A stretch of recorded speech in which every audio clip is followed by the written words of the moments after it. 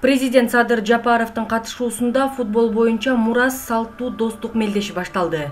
Мелдештин ачылышында мамлекет башчысы катышуучулар менен саламдашып, бардыгына ийгилик каалады.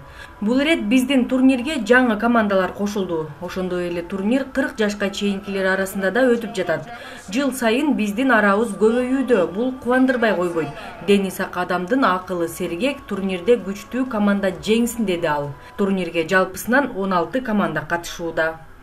Sport görmandары билинип билинбей эле мына ушу Мурас турнири 4-чү ирети өтүп атат экен.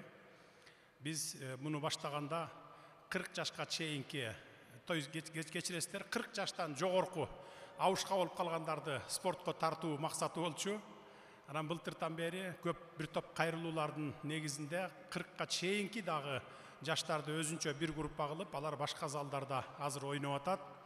Oyunдар кызуу жүрүп атат. Эртең ушу жеңүүчүлөрдүн сыйлыктарын тапшыруу аземдерине катышышат.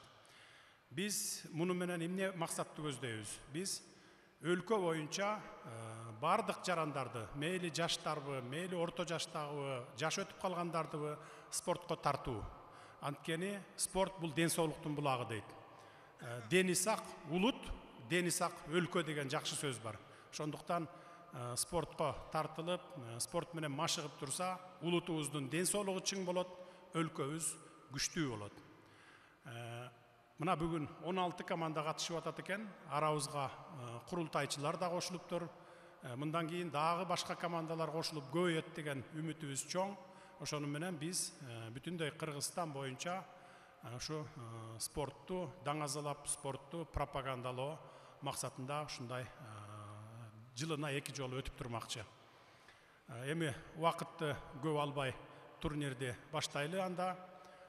Күчтүүлөр жеңсин, күч атасын тааныбайт дейт, күчтүүлөр жеңсин. Рахмат.